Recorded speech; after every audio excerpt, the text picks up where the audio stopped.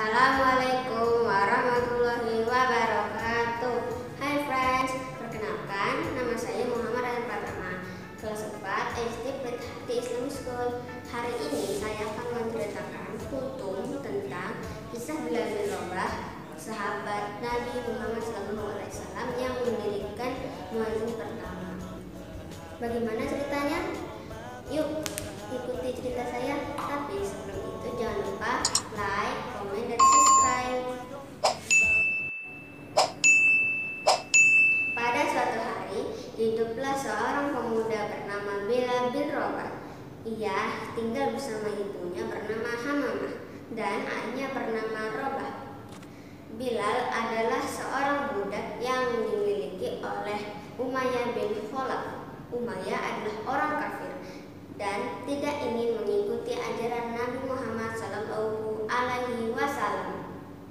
Pada suatu hari, Bilal mendengar percakapan Umayyah dan para tamunya. Umayyah dan para tamunya sedang merencanakan hal yang tidak baik untuk Nabi Muhammad.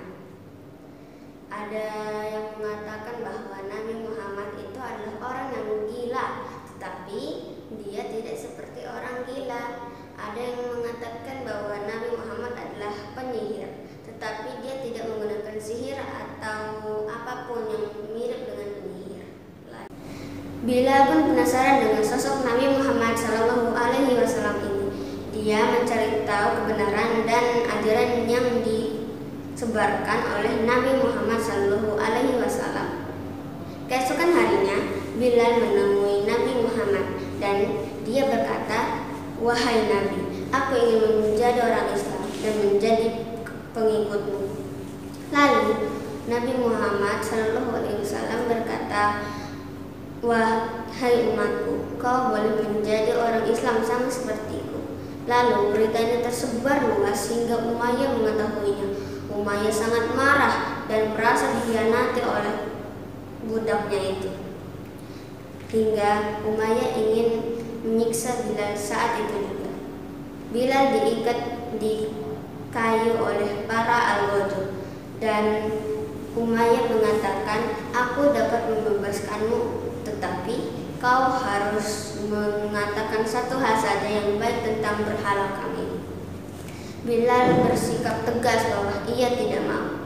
Lalu Bilal dibawa ke padang pasir, di mana sesaat daging mentah dijatuhkan ke pasir itu dapat menjadi matang sempurna karena panasnya. Bilal ditaruh di situ dan badannya ditimpa batu hingga disesak. Tetapi Bilal berkata bahwa ada satu Tuhan selama berkali-kali hingga para al-ghadr di sana kelelahan.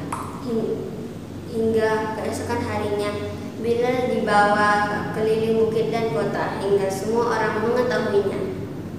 Keesokan harinya Abu Bakar melintasi daerah tersebut dan mendengar serta melihat Bilal berkata, "Ahad, ahad," sambil berteriak kesakitan. Lalu Abu Bakar berkata, "Ya Allah, seharusnya aku melintasi daerah ini dari kemarin." Abu Bakar pun mendekati Bilal dan ingin menolongnya. Lalu Abu Bakar berkata kepada Umayyah, "Wahai Umayyah, apakah ini budakmu? Mengapa dia disiksa seperti itu?" Lalu Umayyah berkata, "Dia telah mengikuti Islam sama sepertiku." "Berapa harga orang ini? Aku ingin membelinya." "Harganya 9 keping emas." Abu Bakar pun memberikan 9 keping emas kepada Umayyah dan Bilal pun dibebaskan. Namun Umayyah mengejek Bilal dengan mengatakan, "Hei Abu Bakar, jika kau memberikanku 1 keping emas saja untuk membebaskan Bilal, aku akan membebaskannya." Hahaha. Lalu Abu Bakar pun berkata, "Demi Allah, jika kau menjualnya 100 keping emas pun, aku akan membelinya." Sambil menoleh ke belakang untuk membalas Umayyah dan menurunkan derajat Bilal. Bilal pun hijrah bersama kaum muslimin dan sekarang dia tinggal di rumah Abu Bakar. Terkadang Bilal merindukan kampung halamannya sambil membaca syair kerinduan.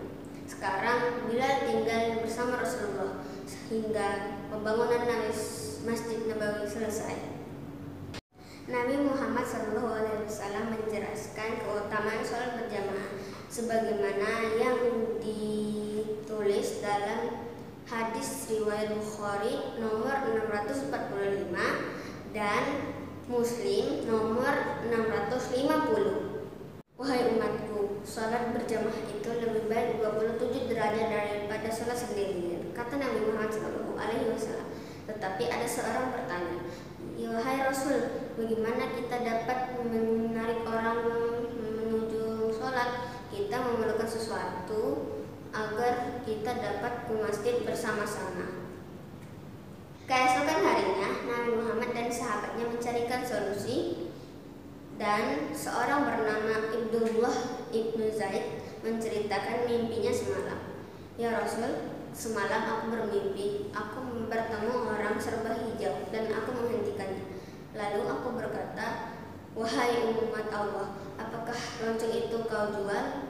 Kata Ibnu Zaid. Untuk apa emangnya? Kata orang berbaju hijau itu.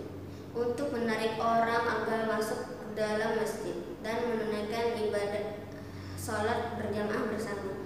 Emangnya kau tidak tahu apa yang lebih baik daripada lonceng ini? Kata orang berbaju hijau itu. Sebutkanlah, kata Ibnu Zaid. Bacalah Allahu Akbar, Allahu Akbar, atau bacaan azan. Setelah mendengar cerita itu, Nabi Muhammad pun tahu bahwa ini adalah pertanda dari Allah Subhanahu wa Ta'ala. Lalu Nabi Muhammad dan para sahabatnya mencari siapakah orang yang mau mengumumkan azan. Nabi Muhammad mengangkat Bilal sebagai muazzin. Nabi Muhammad mengangkat derajat Bilal dari mantan budak hingga menjadi muazzin yang suaranya menggema seluruh negeri, hingga membangkitkan semangat para kaum muslimin untuk sholat berjamaah. Bilal diangkat menjadi muazzin ar-Rasul, dan Bilal menjadi orang pertama yang mendirikan azan dalam sejarah muslimin. Bilal tidak pernah goyah meskipun disiksa. Dia tetap mempertahankan keimanannya kepada Allah Subhanahu wa Ta'ala.